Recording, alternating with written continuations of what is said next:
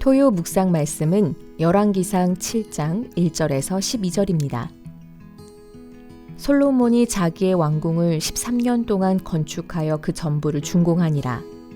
그가 레바논 나무로 왕궁을 지었으니 길이가 100규빗이요 너비가 50규빗이요 높이가 30규빗이라. 백향목 기둥이 4줄이요 기둥 위에 백향목 들보가 있으며 기둥 위에 있는 들보 45개를 백향목으로 덮었는데 들보는 한 줄에 15이요. 또 창틀이 3줄로 있는데 창과 창이 3층으로 서로 마주대하였고 모든 문과 문설주를 다 큰 나무로 네모지게 만들었는데 창과 창이 3층으로 서로 마주대하였으며 또 기둥을 세워 주랑을 지었으니 길이가 50규빗이요 너비가 30규빗이며 또 기둥 앞에 한 주랑이 있고 또 그 앞에 기둥과 섬돌이 있으며 또 심판하기 위하여 보좌의 주랑 곧 재판하는 주랑을 짓고 온 마루를 백향목으로 덮었고 솔로몬이 거처할 왕궁은 그 주랑 뒤 다른 뜰에 있으니 그 양식이 동일하며 솔로몬이 또 그가 장가든 바로의 딸을 위하여 집을 지었는데 이 주랑과 같더라. 이 집들은 안팎을 모두 귀하고 다듬은 돌로 지었으니 크기대로 톱으로 켠 것이라. 그 초석에서 처마까지와 외면에서 큰 뜰에 이르기까지 다 그러하니 그 초석은 귀하고 큰 돌 곧 10규빗 되는 돌과 8규빗 되는 돌이라. 그 위에는 크기대로 다듬은 귀한 돌이 있고 백향목도 있으며 또 큰 뜰 주위에는 다듬은 돌 3켜와 백향목 두꺼운 판자 1켜를 놓았으니 마치 여호와의 성전 안뜰과 주랑에 놓은 것 같더라. 아멘.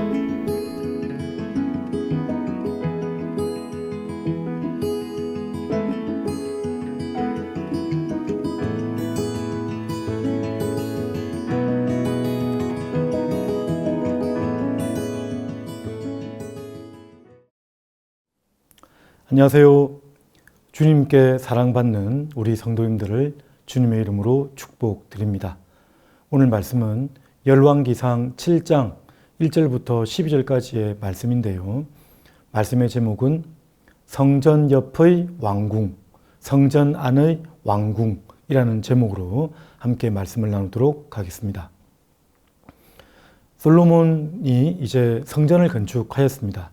5장에서 이제 재료들을 준비하고 그리고 시스템을 갖추고 그리고 6장 이렇게 이어오면서 건축을 하는데 6장 하반절에 이제 성전을 건축한 시간을 분명하게 써놓고 있습니다.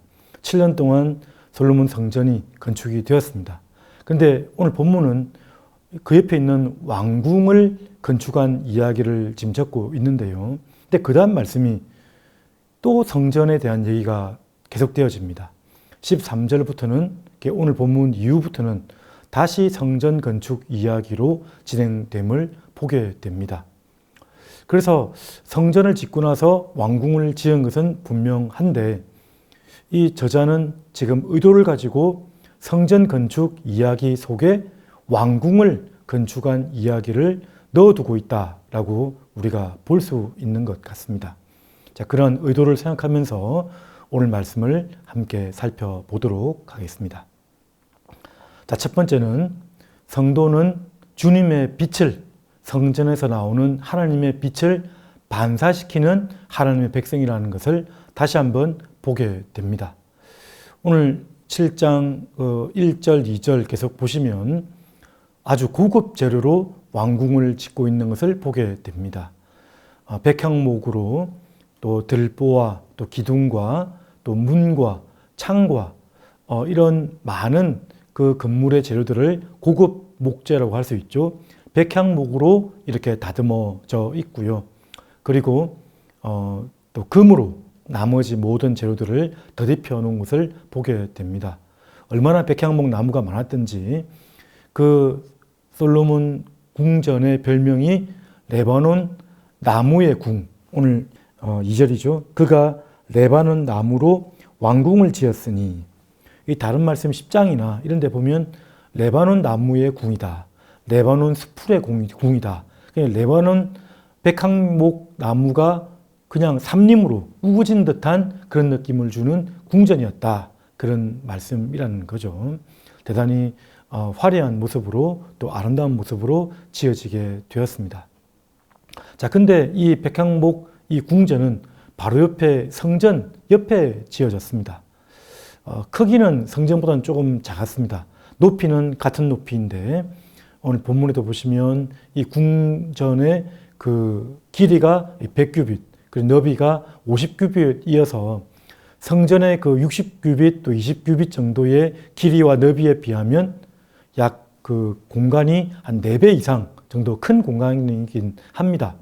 그래서 성전을 닮은 그런 양식과 재료로 이렇게 이 궁전을 지어졌다고 할 수가 있습니다. 이 궁전에 또 소요될 여러 가지 일들이 많기 때문에 당연히 크게 짓는 것은 당연합니다. 그러나 또 성전에 마주보고 있는 이 궁전의 모습, 이 모습을 보면서 우리는 무엇을 느끼게 되냐면 성전에서 비추어지는 그 성전 안에는 하나님의 언약궤가 있고 하나님의 임재에 하나님의 처소라고 우리 하고 있지 않습니까? 그 하나님의 그 빛이 이 궁전을 통해서 반사되어지는 모습으로 우리에게 보여지고 있다는 것입니다. 그래서 이런 이 상징적인 모습, 성전 옆에 있는 궁전, 궁전은 성전에 있는 빛을 받는 자들이고요. 그 빛을 담아서 또한 세상에 빛이 되는 그런 존재라는 것을 우리에게 보여주고 있습니다. 에베소서 5장 8절 말씀 같은데 보면 너희가 이전에는 어둠이었더니 이제는 빛이라, 빛의 자녀로서 살아갈 것을 우리에게 당부하고 있습니다. 그리고 예수님도 그렇게 말씀하셨죠. 마태복음 5장 14절부터 16절까지 말씀해 보면 너희는 세상의 빛이라 산 위에 있는 동네가 숨겨지지 못할 것이요 라고 했습니다. 그러면서 사람이 등불을 켜서 등경 위에 두나니 모든 사람에게 비치는 존재가 되어야 된다라고도 설명을 하고 있고요. 마지막 16절에 보시면 이같이 너희 빛이 사람 앞에 비치게 하여 그들로 너희 착한 행실을 보고 하늘에 계신 너희 아버지께 영광을 돌리게 하라 라고 이렇게 말씀을 하고 있습니다. 그러니까 그 하나님의 그 빛이 우리 가운데 품게 되는 것이고요. 내 빛이 아니라 내 안에 계신 주님의 빛을 세상에 비추이는 삶을 살라라고 말씀하셨고 그 빛을 비추는 모습은 바로 우리의 착한 행실을 통해서 드러나는 것이라고 말씀을 하고 있습니다. 자, 그래서 이 솔로몬의 이 궁전은 되게 화려하게 지어졌고 그리고 아름다운 양식으로 건축되어졌습니다. 그 당시에 그러한 이 유다 왕 이스라엘의 그런 위엄을 보여주는 것이죠. 이스라엘의 국력을 보여주는 것이기도 하고 또 예술과 또 건축 기술과 여러 가지 기능적인 그런 앞서 있는 그런 문물들을 보여주는 상징적인 모습이라고도 할 수가 있습니다. 그러나 그런 어떤 모습들보다도 우리가 궁전의 본질적인 사명은 바로 다른 외향적인 어떠한 데에 있는 것이 아니라 성전, 궁전 바로 앞 옆에 있었던 성전의 빛을 우리가 비추는 것을 우리가 늘 기억하고 살아가야 된다는 것을 우리에게 보여주고 있습니다. 사랑하는 성도 여러분, 우리는 빛을 우리는 품고 그 빛된 역할을 감당하는 자들입니다. 성전 옆에서 그런 궁전의 사명을 잘 감당하는 저와 여러분들 되시기를 간절히 바랍니다.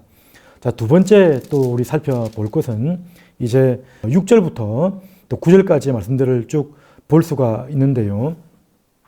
그리스도인은 또한 자기의 영광을 드러내는 것이 아니라 하나님의 영광을 드러내는 자들이라는 것을 우리에게 보여주고 있습니다.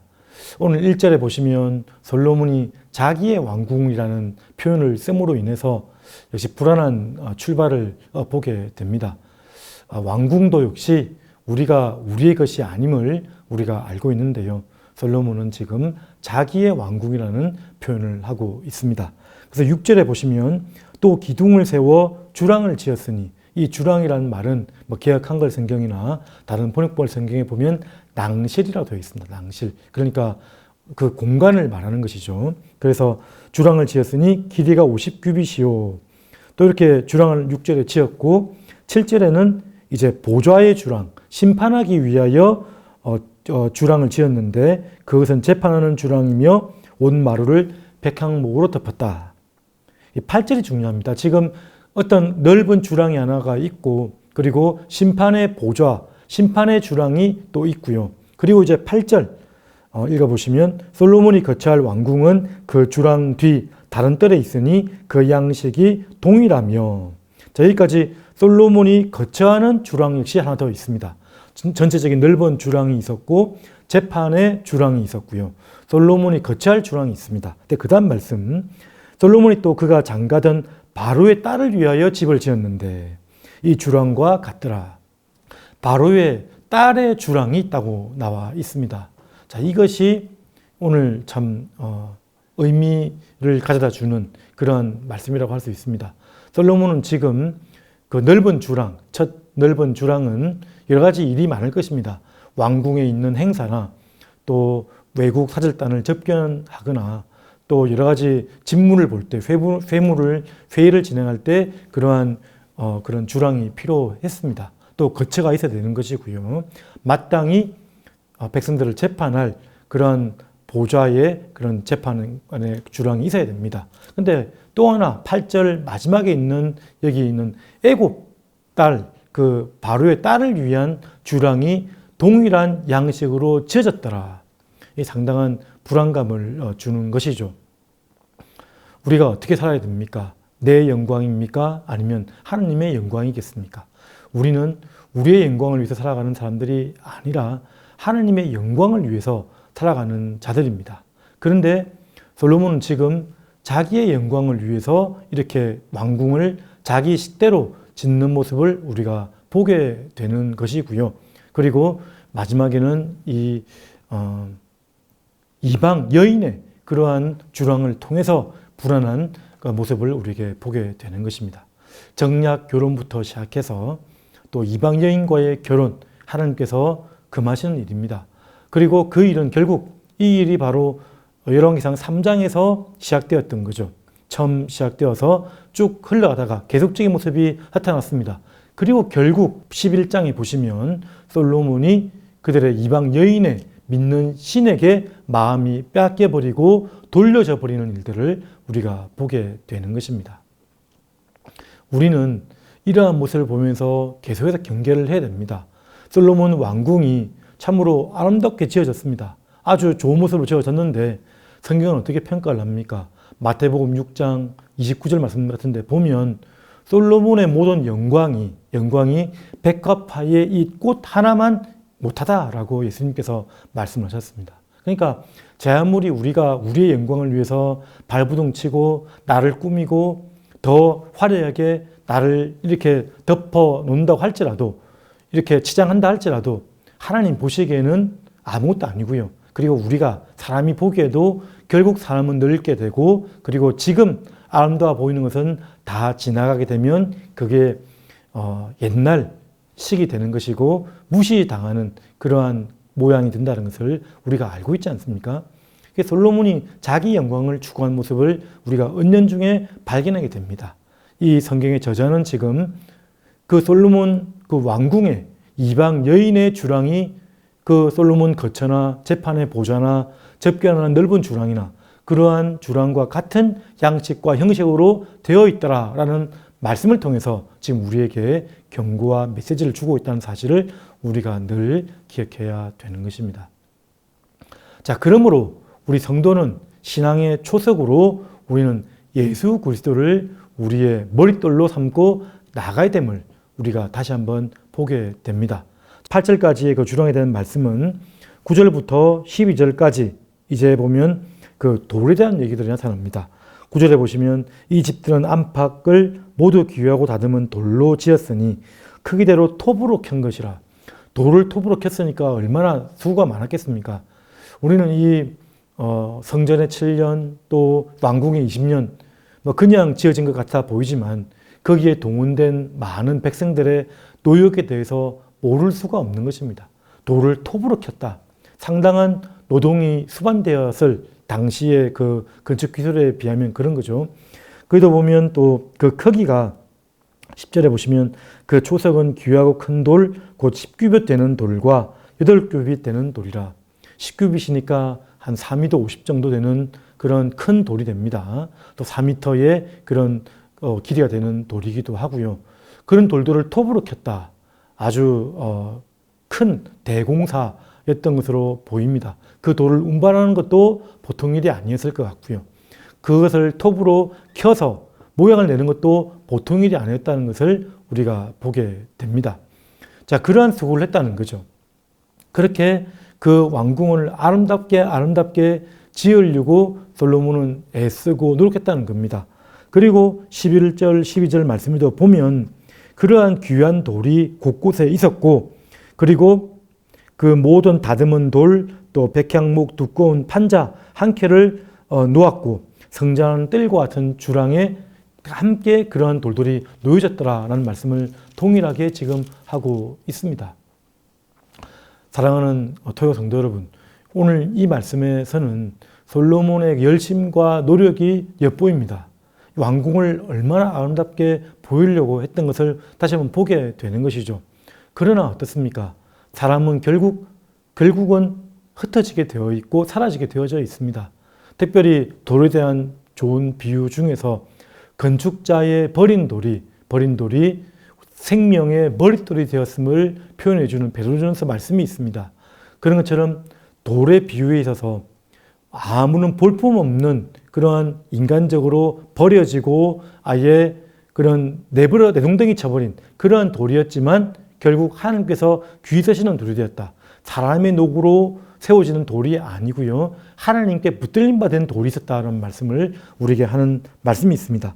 베드로전서 2장 6절 7절 말씀, 성령에 기록되었으되 보라 내가 택한 보배로운 모퉁이 돌을 시온에 두노니 그를 믿는 자는 부끄러움을 당하지 아니하리라 하였으니. 7절, 그러므로 믿는 너희에게는 보배이나 믿지 아니하는 자에게는 건축자의 버린 그 돌이 모퉁이의 머릿돌이 되고, 모퉁이의 머릿돌이 되어서 이제 그 사람의 그런 버려진 돌이 바로 이제는 생명을 살리는 머릿돌이 되었다라고 우리에게 분명하게 말씀을 하고 있습니다.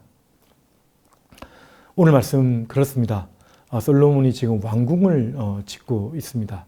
그 왕궁은 성전 옆에 지어졌지만 오늘 큰 말씀의 맥락 속에 보면 6장, 7장 이 성전 건축의 말씀 속에 있는 왕궁의 건축 모습입니다. 성전 옆에 왕궁이지만 성전 안의 왕궁으로 보여주고 있는 모습인 거죠. 고린도전서 3장 16절 말씀에 보면 너희는 너희가 하나님의 성전된 것과 하나님께서 너희 안에 계시는 성령께서 너희 안에 계신다는 것을 너희가 알지 못하느냐 그렇게 말씀하셨습니다. 우리는 바로 하나님의 성전이 되며 또 성령께서 우리 안에 온전히 거하시다는 것을 우리가 잊지 않아야 될 것입니다. 우리의 그런 하나님의 그런 많은 그 복들, 선물들 그런 것들을 우리가 겸손하게 받아들이지 아니하고 우리가 그것들을 다시 자랑하거나 우리의 허영과 사치와 자랑으로 삼는다면 하나님은 우리를 낮추시고 우리를 심판하실 것을 우리에게 이 뒤의 말씀을 통해서 알게 되는 것입니다. 우리는 그리스도 안에서 그리스도의 빛을 반사한 자들이 되어야 되는 것이고요. 내 영광이 아니라 하나님의 영광을 비추는 자들이 되어야 될 것입니다. 그래서 성전된 교회의 비유로서 에베소서 2장 20절 말씀은 이렇게 말씀을 하고 있습니다. 너희는 사도들과 선지자들의 터 위에 세우심을 입은 자라. 그리스도 예수께서 친히 모퉁이 돌이 되셨느니라. 왕궁의 마지막 말씀처럼 그 초석이 바로 예수님께서 우리의 초석이 되신다라고 말씀을 하는 것입니다. 그의 안에서 건물마다 서로 연결하여 주 안에서 성전이 되어가고 너희도 성령 안에서 하나님이 거하실 저소가 되기 위하여 그리스도 예수 안에서 함께 지어져 가느니라.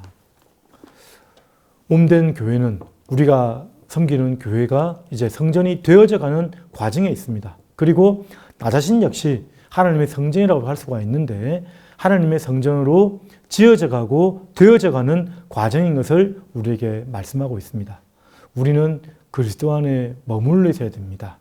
그리스도 안에서 우리가 꼭 붙어 있을 때에 우리가 열매를 많이 맺고 모든 일에 거룩함으로 승리할 수 있음을 고백하게 되는 것입니다. 여러분, 한 주간도 그리스도 안에 머물러 계시고 그리스도 안에서 지어져 가는 또 하나의 성전된 자신의 모습이 되시기를 주님의 이름으로 축복드립니다. 다 같이 말씀을 기억하면서 기도하도록 하겠습니다. 그리스도의 빛을 반사하고 주님의 영광을 돌리고 그리스도를 나의 신앙의 초석으로 삼아서 머릿돌로 삼아서 평생 모든 일에 승리하며 나가는 저들을 되게 해달라고, 강건한 주의 백성 되게 해달라고 다 같이 기도하며 나가도록 하겠습니다. 은혜가 풍성하신 하나님 아버지 감사드립니다.